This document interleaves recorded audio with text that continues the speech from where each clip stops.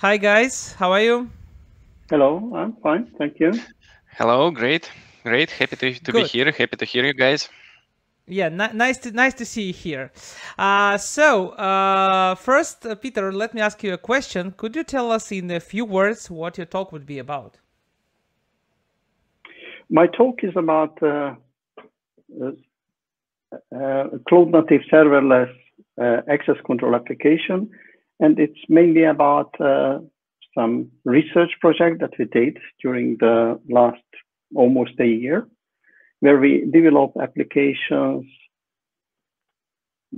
application that supports application development for enterprise environment. And this application you can use to outsource the access control of the application. And then you don't need to implement it into each and every application that the logic which says that who can do what within the application. There is a very simple model behind it, and there is an external service. So the application just have to implement a very simple service call asking for an advice whether you can do that or you cannot do that when you ask something to do from the server. Yeah, Peter, before we proceed, may I ask you please to check your microphone settings in StreamYard? So there is a gear button. So could you please check that correct microphone is selected there? So it would be 100% sure that we'll hear you correctly and with the best quality. Okay, it should be. Wow, wonderful. Yes. Yeah, now in front of me, we have using this iPad. Sorry, really. Thank you very much. Yeah, no problems. We have this time to fix all the stuff. So, guys, it's online broadcast. We have some problems during our stream, but I think it's all fine, and we try to fix everything here. Okay. Sasha, I have a question to you because Peter will have his hour to tell us about serverless applications, so we have time to talk with you about that. So how often do you use serverless applications? To be honest, not very often, because my application the application I'm working on is deployed on premise. It is orchestrated by Docker, so I can say it is a serverless application. However, I have my small pet project. I'm studying AWS, so it's completely serverless. Whoa. I have to ask the question, which language you used for this serverless project? Okay, so I'm trying to... I'm studying Python because I'm quite good at Java, and I'm studying Python right now. So some pieces which I can write in Java, I'm writing in Java. Other pieces are also written in Python, and and other pieces are written in JavaScript, because why not? I can do it. Why I shouldn't do it? Yeah. As we discussed on one of the previous talks, I think all the languages are good, and if you can use them, just use them. Peter, I have a question to you about that. So when we speak about serverless, we often speak about lambdas, and Sasha already mentioned some lambdas. What do you think about Java and lambdas? Will they have any future, or lambdas will be in other languages mostly? Well, they absolutely have a future, because there is a lot of development in Java, which directly aims towards this very specific direction, so that Java can be used for lambdas or functions, however you call it, on the different cloud providers. The thing is that Java was not too famous for it, and people were not using for lambdas because Java has a smaller startup time. So when you start up an application, then Java was fine-tuned with the just-in-time compiler and an optimization that it runs for months or years, so a very, very long time. And when the Java application starts up, it's a little bit slower. I wouldn't say it's slow, but it's a little bit slower. And when there is a piece of code that at least 5,000 times was already executed, then the just-in-time compiler will say that, okay, now I've collected enough statistical data, so I optimize it. And this is the reason why Java conventionally was starting up slow. And also, the JIT compiler has to compile the code before it can run Even before the very first run, it's not optimized, but it still has to compile. And with the Graal technology and the newest Java versions, it's possible to create a version either which is native. So if you are restricting yourself from using some very special features of Java, which is sometimes a little bit difficult, like reflections, because many frameworks use reflection, then you can provide a native image that's already competing with anything, because that's a native image, even in startup time. It doesn't compete with Java in the long run, because Java is better than native image in the long run, because a native image never re-optimizes itself, and Java does. But for the startup time, it can compete with anyone. And also, if you still use reflection and you need the whole GVM to run the things, even then you can provide a precompiled ahead of time AOT version of the code for the given platform. And then when you start up the Java application, then the just-in-time compiler shouldn't compile it. That part of the GVM just says that, okay, I should recompile it because I need it, but it's already here. It was compiled already during compile time. I have the native image. I just start it up, and then later I optimize. Yeah, 100% makes sense. So just like recent news, I think less than a month, that more and more GVMs now supported this GraalVM feature and native image builder. So Liberica, guys from St. Petersburg, which produces really good GDK, already now supports these native images. So, and if you don't know, the Liberica is the default Java machine for Spring applications if you build them with Docker inside. So seems it's really like technology for the future. And speaking about GraalVM, it's really big deal. Sasha, have you got a chance to try Graal? A little. To be honest, a little. I have I made a few experiments with Quarkus, and Quarkus has a Maven goal to build a native image. This is all experience I have dealing with GraalVM, unfortunately. Yeah, and to be honest, I heard that Spring has recently introduced a new feature called Spring Native. I have read a couple of articles about it. I, however, haven't had the chance to try in practice, but it looks really promising.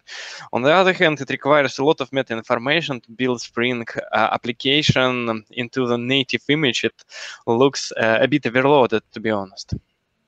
Yeah, I've also heard about this native image for Spring. As far as I remember, it's in beta at the moment. But like, why do you call this version of software beta? Because it's better than nothing. I really like this phrase.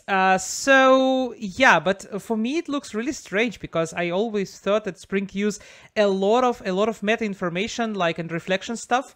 And now they say that they may precompile all these actions and put it in a Docker image. So for me, it looks really like a magic. What do you think about that, guys? Peter, what do you think about that? I don't know how they do it. I didn't have the time to have a look at that. Okay, yeah.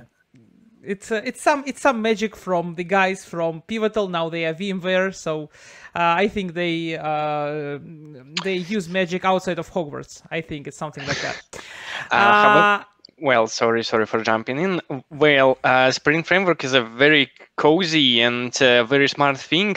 As far as I'm aware, it supports splitting jar file, which is produced by Maven or Gradle, into fragments, and every fragment can be put into the separate Docker image. That's why it's possible replacing one jar files, one layers with precompiled versions.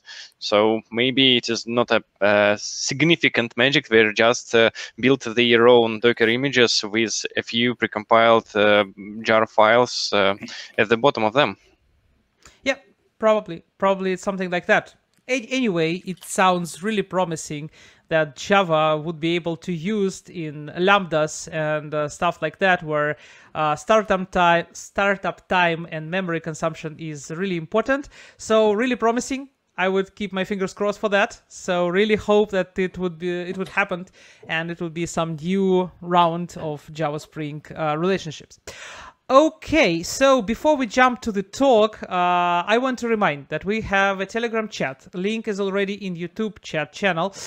So join this Telegram chat, type their questions for Peter, and we would ask these questions in this broadcast in the end of his talk. Also, we would have discussion Zoom room after this talk. So please join this discussion zone to discuss more stuff in more relaxed way after this talk will end. And also, please have a look at our description of on our YouTube channel. There you may find the agenda of today, link to the streams of Student Day, link to the stream of tomorrow. Tomorrow we'll have a great day as well. And so yeah, now I would like to pass the voice to you, Peter. Good luck. Thank you very much. And then I will share my presentation, I think. Yeah. And it was a long time. I did it last time. So let me just, maybe I will not be able to do it immediately. I have two screens. And no, don't worry. Take your time. Share.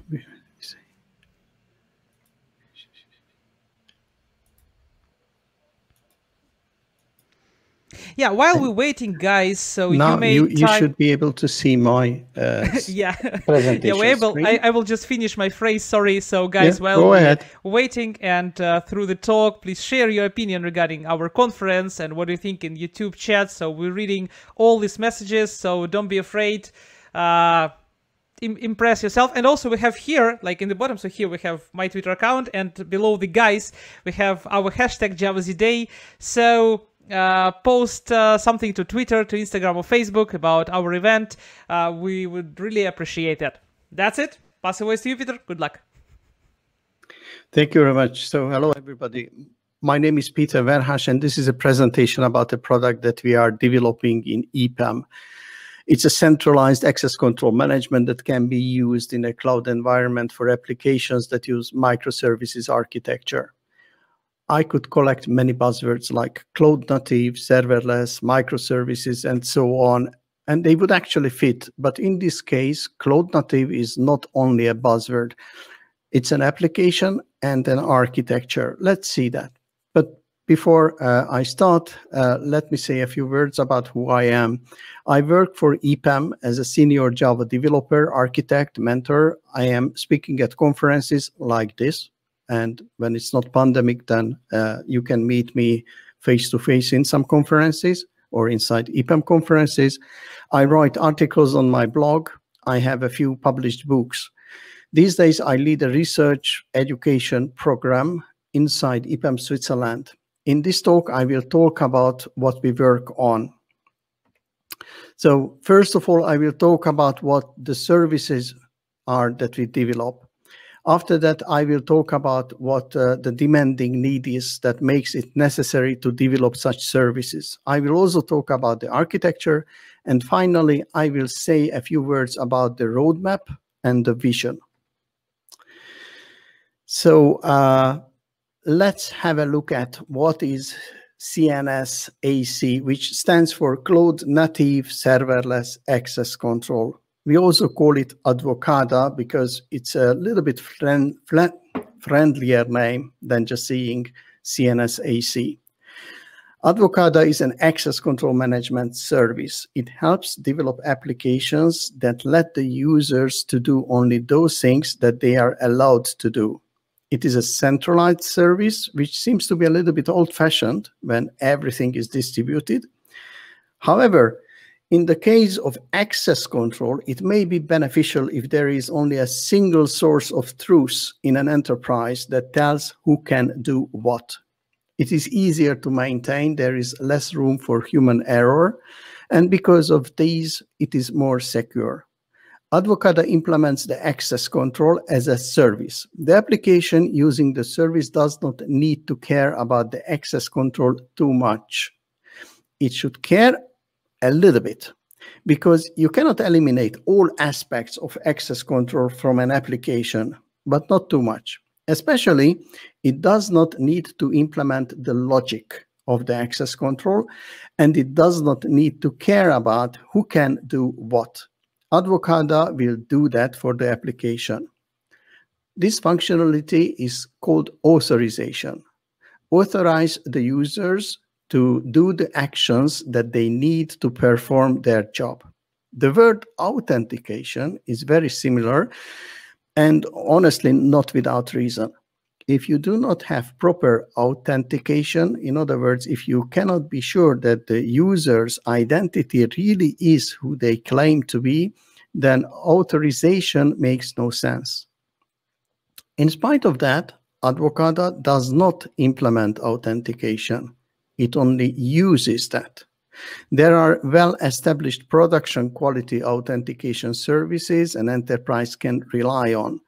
Advocada assumes that the application uses one of these and does not try to reinvent the wheel. It focuses on authorization as a service and does only that. But why do we need a central authorization service? First of all, because enterprise applications are not playfields. It's a serious matter and it should not be taken lightly. When we talk about business, we have to be sure that no one can fool around. Everyone has to be able to perform their job, but no one should be able to access anything that they have nothing to do with. It is usually called access based on need to know. At the same time, applications start to move to the cloud. More and more applications are developed using microservices architecture, where a single transaction started by a user goes through many different services. These services have to be protected. The conventional way is to implement access control into all of these applications. It is not only expensive, but it may also be error-prone. Changing access policies should be propagated through all the systems. It may happen that one service knows different access control policies than a different one. When the access control policies are implemented in a central application, there is a single source of truth. So what do we have now in the enterprises? What we have inherited from the, let's say, the age of monoliths. Authentication is already central, and that's great. Well, it's not always, but that is nothing we want to deal with. If it is not central, then they should implement it using some strategy and some product. But this is not for Advocada. Authorization, on the other hand, is both central and distributed. The central authorization, if there is any at all, is based on role-based access control, and it's not fine-grained.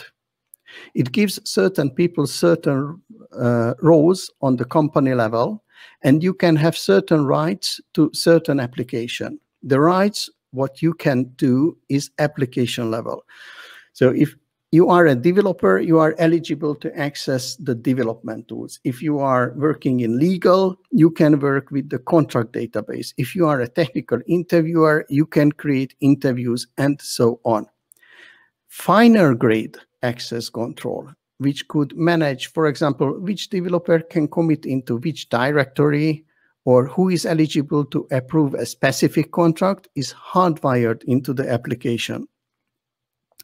The source code repository maintains the list of the developers who are developers of the code in that repository. Some source code repository management software define projects, each with many repositories, and you can define the access on the project level. Legal applications and workflow may define some rules, like the creator of a contract cannot approve it. It can also say that a certain type of contracts can only be approved by directors and so on. But these finer grade access controls fit the need of the business. But whenever there is any change in the access control structure, the application must be changed. Because of this, many times the access control structure is simpler than what the business would optimally need, and a new version delivery is delayed because of the whole application need to be released, not only the change in the access control structure.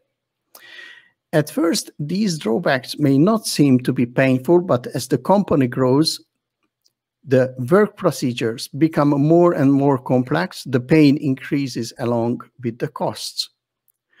Either the cost of the software improvements increase with the complexity, or the human cost of operating caused by the subpar access control structure. Advocada answers these issues using policy-based record-level access control as a service. The policy-based access control service, or ACS in short, is centralized. The access control structures, the policies are maintained in a central location for all the participating applications. The policies define who can do what on which resource. The basic logical entities of the service are users, resource types, and actions. The users are people or technical accounts that want to perform certain actions on the resources. For the access control service, these entities are transparent. It doesn't know what a user, a resource type, or an action is. All it cares is the relationship between them, using and maintaining data structures which define who can do what. This transparency is the reason why the service does not really deal with individual resources. It works with resource types. The type in this case is a security type. You can say, for example, that a document is maybe PDF or Word. You can say that this is the type of the document, and actually that is one certain type of the document, the formatting. The document as a resource example can have other types like legal document, contract, technical documentation, curriculum vitae, and so on. These are already closer to the type that should be used in the access control service. The real access control related type is the security type of the resource. The resource type identifies the policy describing access rules. There can be many resources sharing the same policy. We can say that the resource access type is the abstract approach to access control, and on the service level, the policy implements this approach. The implementation uses further logical entities. The resource type is the policy itself, or the policy ID, so to say. In a policy, we can find actions and authorities. Authorities is a generalization of the entity user. When we query a policy, we want to know if the current user is allowed to perform certain action or not. The policy does not contain this compiled information for each user and for each action. It is a policy that has to be evaluated for the actual policy query. The policy assigns rights to certain users, groups, or roles. These logical entities are authorities. When a policy is queried, then we provide all the authorities that the current user has. The evaluation of the policy needs this information. If the user is a member of a certain group, then this information should be included in the service request. If the user has a certain role, then the information also has to be included in the request. The applications know what roles the current user has in relation to the actual resource, as well as the application has to know what groups the user is in. The resource owner application may use a separate group membership service, or the group membership may be hard-coded into the application. It's up to the application. Group management is not provided by Advocada. There is another thing that Advocada cannot provide as a service. This is the enforcement.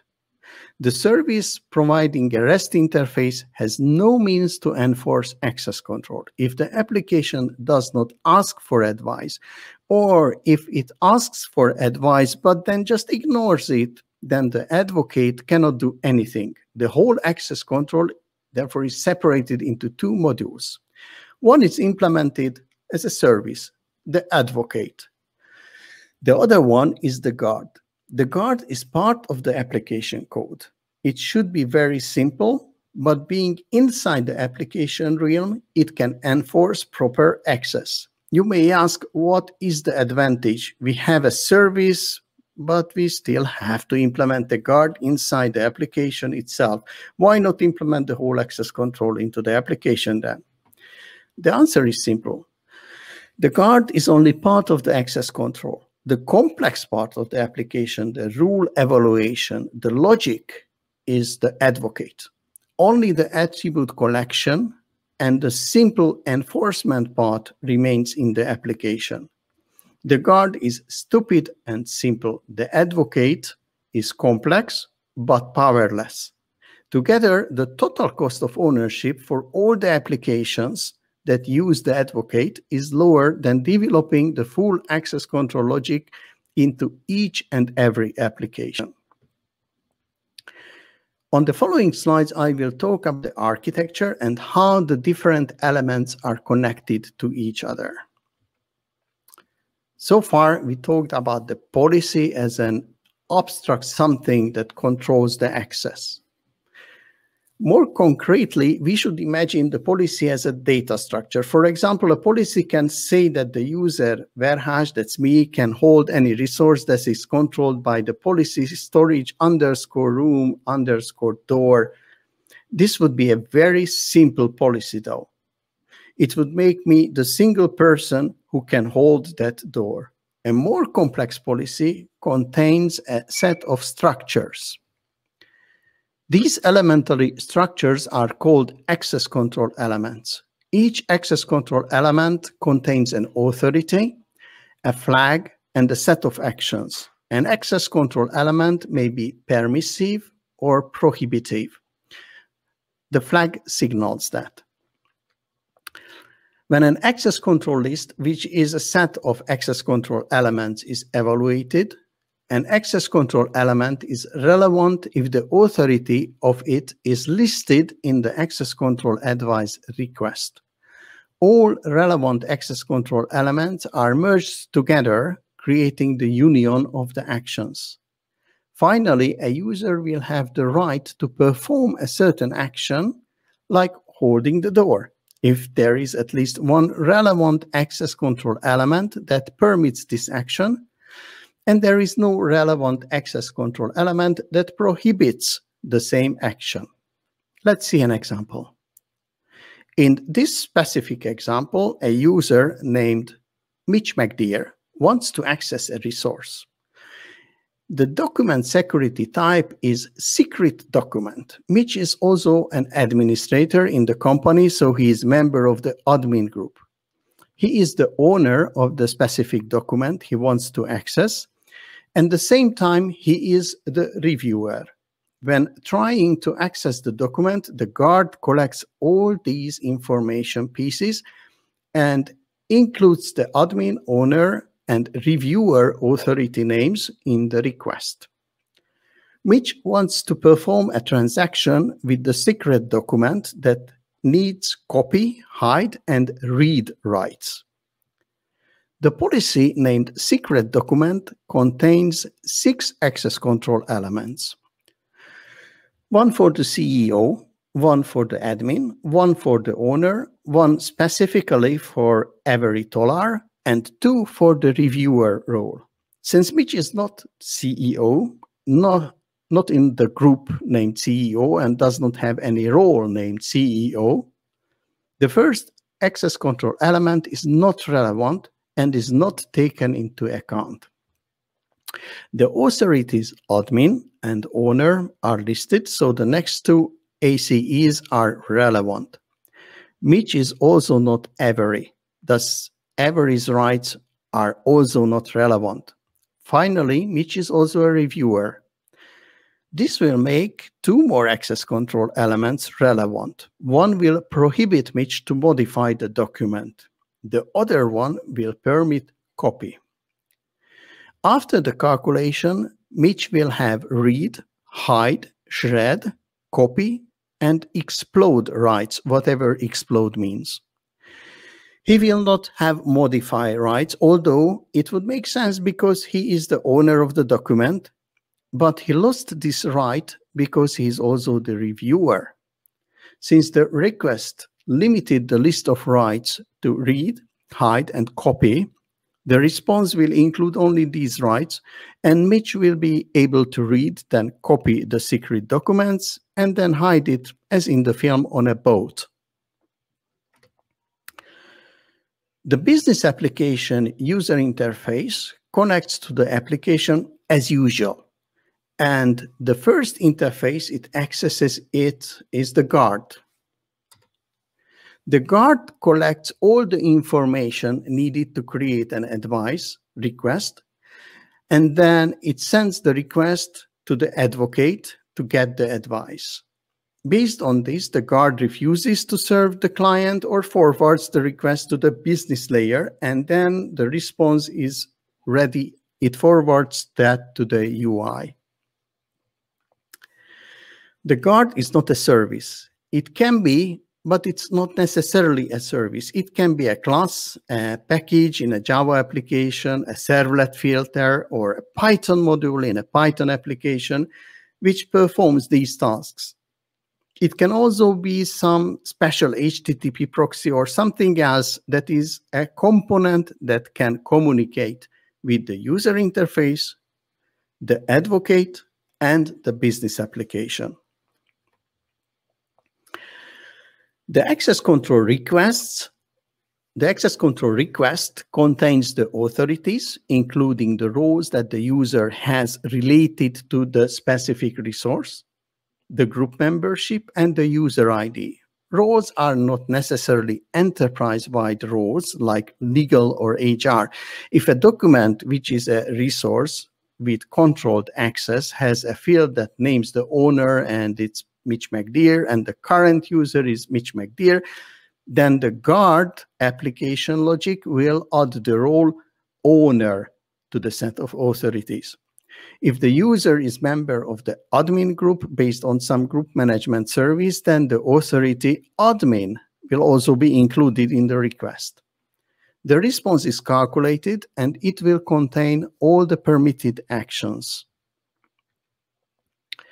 The very first application that uses the access control service is the Access Control Policy Database Management application. This is a browser-based UI and REST service that can be used to create new policies, modify existing policies, and delete policies. Essentially, a create, read, update, delete list actions are implemented for the policies.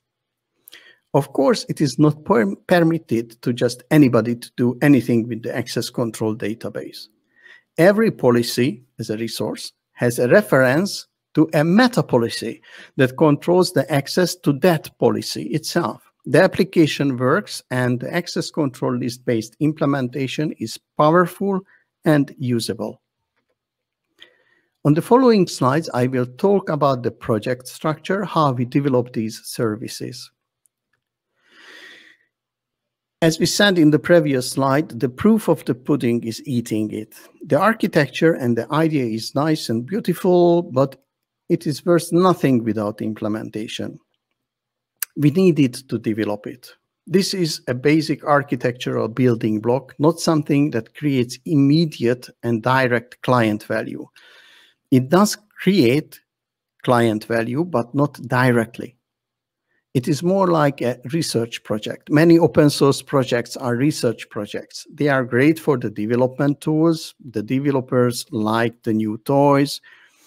If a new tool is worth, developers will use it. Business is a bit different. Business needs a bit more. It cannot be a quote-unquote hobby project. In EPAM, we started a project in which juniors are mentored before they get assigned to client projects. In many companies, sometimes even in EPAM, juniors participating in a training development, they develop some dummy programs. So something that is no use and gets deleted at the end of the curriculum, and then the newcomers develop it again the next year. I found it very demotivating, and I decided to use this opportunity to develop something that is low risk and still can deliver value, and it can be used if successfully created. The project started with 3 junior developers and with me at the start. We also had a program manager for the training, and currently, and end of March 2021, there are 7 junior developers plus 4 who are already assigned to client projects and do not work on Advocada. 3 senior developers who mainly mentor the code creating juniors. We have a project management support, 1 person. There is a project lead architect, that's me, and we have the program manager. We started during the summer of 2020, and we delivered the proof of concept release on the 9th of September. It was followed by a minimal valuable product 1.5 months later, and now we plan to use the service in a real life in commercial application. We also have a roadmap with a lot of items in the backlog. We created detailed technical documentation, presentations, white papers. The application currently uses Java 16, Spring Boot, and MongoDB and PostgreSQL at this very moment.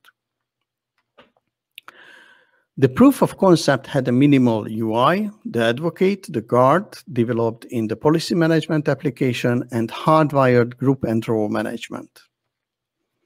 The MVP already implemented an internal group management, ACL types, and minimal inheritance for better usability.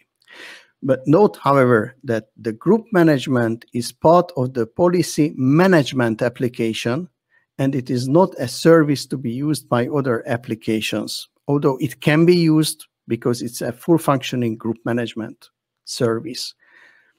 The management of the groups, creating a new group, adding users to a group, deleting users from a group, is also controlled by policies. The MVP also implemented negative, or in other words, prohibitive ACLs. On the following 4 slides, I will show some screenshots, functionality of the policy management UI.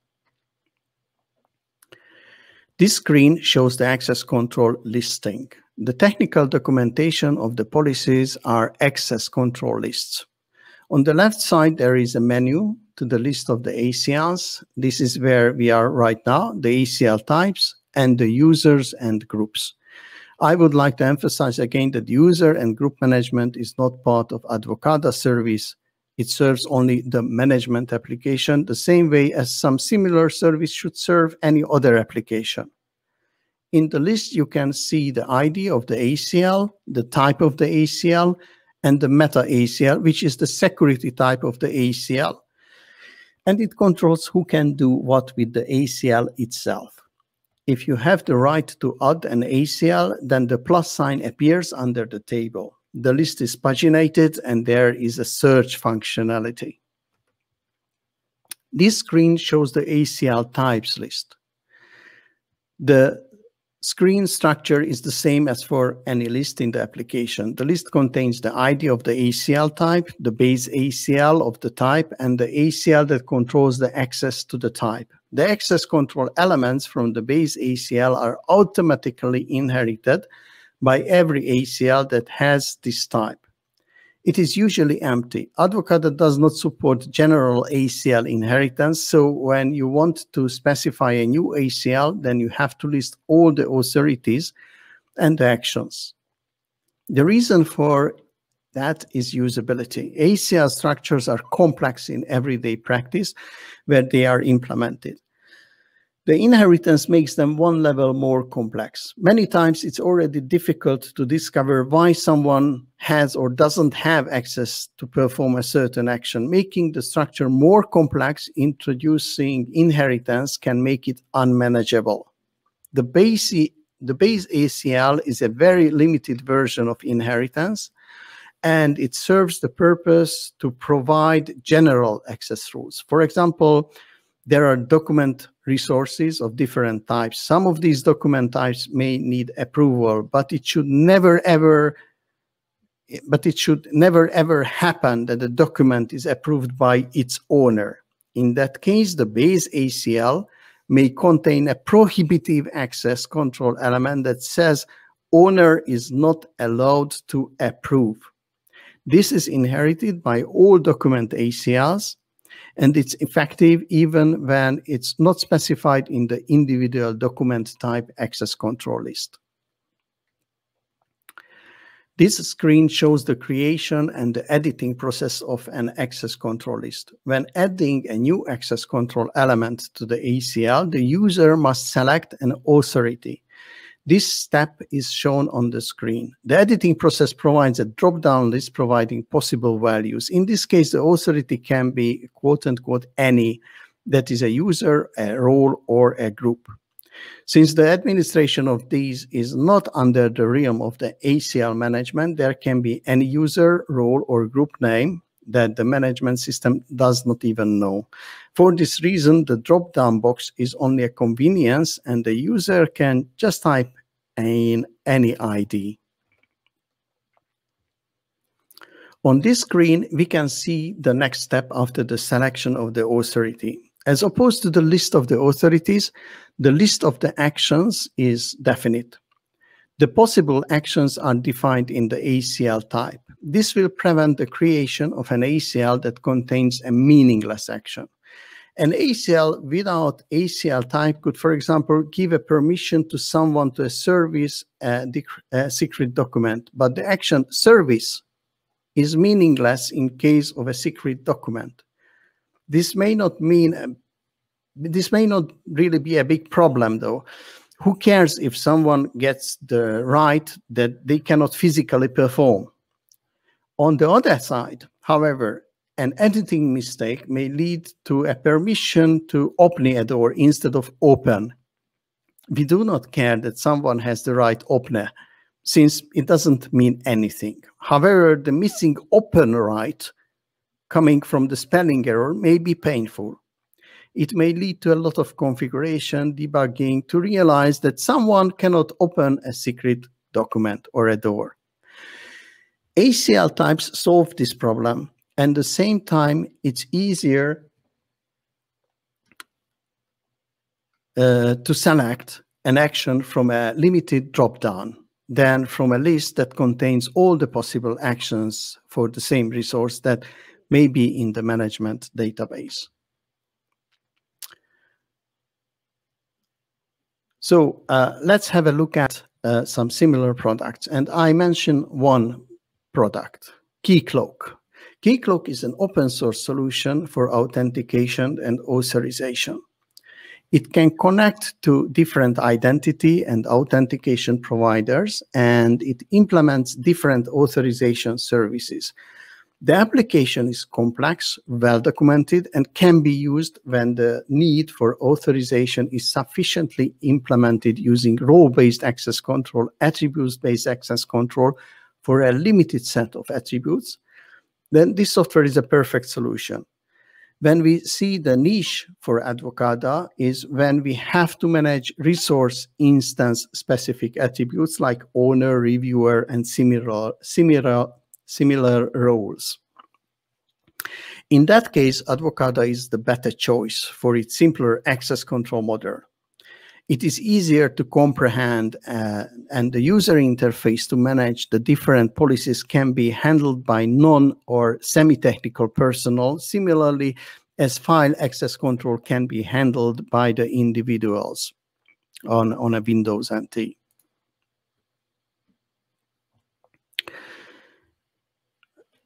The model, the access control list, is well known for many users and not something new to learn. Advocada can also be used together with KeyCloak to use the best of the two solutions.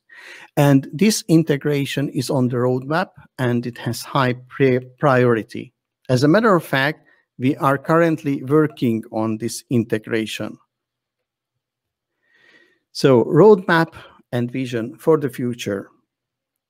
These are very important, and we have both of them.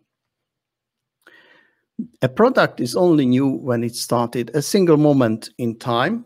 After that, it is either legacy or dead. A project that has no roadmap ahead is a dead project. Advocada is very much a live project. We have a lot of tasks and features on the backlog, We planned to introduce a folder structure for the ACLs when we first created this slide in February 2021, this year, and now it's ready. That's the reason why folder structure is crossed out, because it's done. The folder structure makes possible to give the management of the different ACL areas in the hands of different people. We experiment with ACL inheritance a little bit and how to make it usable. We want to see if there is a demand for that at all. When an ACL changes, then the current management UI just changes it. There is no approval for all. We plan to have an application where no single person will be able to approve an ACL change. The approval will be configurable, and the flow will be controlled by access control. We also plan to build business-agnostic business services. And this is already part of the vision. Business-agnostic business services are general services that aim a certain task in a very generalized way that many businesses can use. An example is a Jira for project management, but it's a very specific thing. There can be many different applications. Developing them as a service with REST interfaces and providing them as a service, one can develop a new application based on these services, creating only the client code using JavaScript, CSS, and HTML. A typical business-agnostic business service is the folder service. On the previous slide, I mentioned that we developed folder structure for the policy management application. The implementation consists of the development of a new microservice, the advocated folder service, and the modification of the UI. The original access control management service, which is the primary REST backend of the ACL management application, was not changed at all. That application doesn't even know that the policies are organized into different folders. The service is not specific for the ACL management needs. The service manages folders. Each folder can contain other folders and references to resources. If you like, resource identifiers. The client can list the elements that are in a folder, rename a folder, set the permission of a folder, delete a folder, create subfolders, create resource reference entries, or delete those. Each of these actions are controlled by a guard in the advocated folder service implementation, and the access control is managed by Advocada. Advocated versions is a service which is currently under development, and it's also a very good example. It's a little bit more complex. This is also a business agnostic service that can store past versions of any resource. When an application accepts update requests, but wants to ensure that the record last version is archived, it asks the client to create the archived version with the advocated versions service. The client communicates with the advocated versions service, presenting the old record along with an electronic signature in a JSON web token coming from the resource application. The advocated version service saves the version and replies with a proof in the form of another JSON web token. With this in the hand, the client can go to the original application, and now the update will be performed. This way, we can very easily manage archives of data without implementing archival itself into the applications.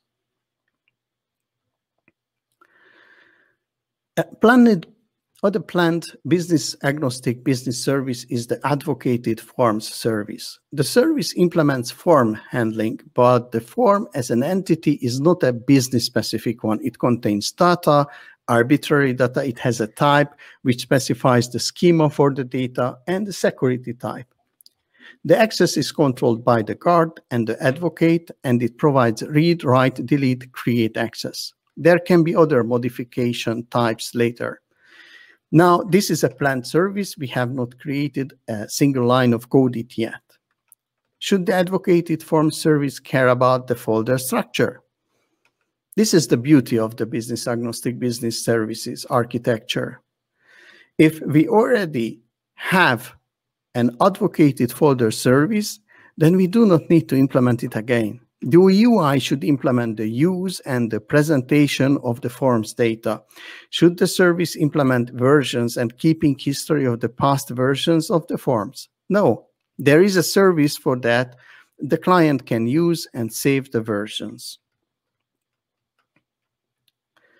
Summary, takeaway. So, what is the takeaway from this talk? The product is ready for deployment and the project is alive. It is not open source per se, but it is available from EPAM, and we are very open to give a try to anyone. Any business applications can use CNS ACL Advocada. Give it a try, go ahead and develop business agnostic business services. Thank you for the attention. Thank you very much for this really nice talk. I really like it. Thank you, Peter, very much. Okay, Sasha, I will pass the voice to you. Do we have any questions? No. Happily, we do not have any questions in our chat, and we do not have any questions in our Telegram chat as well. So that, on the one hand, it's really great. On the other hand, I have a question, because why not? Why can't I ask it? So, however, I do not see Peter on the call. Yeah, I hope he will be back to us. Maybe something disappeared. So let's just wait a couple moments. Yeah. Well, we'll okay, wait him. So yeah. Yeah, Roman, we can proceed with our own small talk, because why not? So you have already asked me about my cloud solutions. Do you have any experience dealing with cloud projects? I mean, have you had the chance to write something and deploy it into the cloud? Yeah, I had. I also was in a project like, DevOps infrastructure as a code. So we're dealing with lots of Terraform stuff and trying to deploy a lot of stuff to AWS. So I kind of dealing with that a lot. So yeah, we have Peter back. So Sasha, you may ask him your question. Oh, well, I have already asked you with the same question, but still, Peter, in this case, I will ask you, well, maybe I missed it.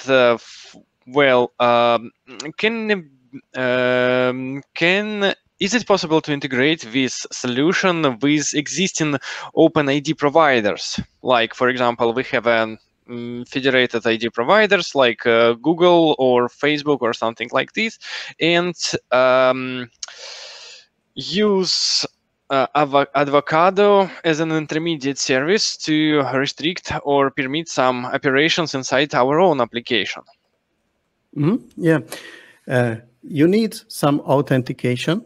Otherwise, you do not know who the user really is. But since the application is using the Spring framework, it's a matter of configuration. If you can configure this ID provider into Spring security, most probably you can, of course you can, then it's absolutely possible. You can use it with anything practically. That's why we are using Spring framework. It's one reason, not the only reason, but yeah, that makes it very flexible, related to all the things that we do not want to deal with, like authentication. That's not our task. And for example, right now we have on the backlog a research task for one of the juniors to set up a KeyCloak and configure the application to use KeyCloak for login, not for authorization, only for the login. And KeyCloak off the shelf can be configured to use many open ID providers, Google, Twitter, GitHub, whatever you name it. It's already included in there. Okay, that sounds really promising. But, well, for example, if we're talking about AWS provides an amazing service for managing of user and integrating with existing OpenID providers like AWS Cognita. So comparing Advocada and Cognita, does they solve different tasks, or we can, for example, well, enrich each other?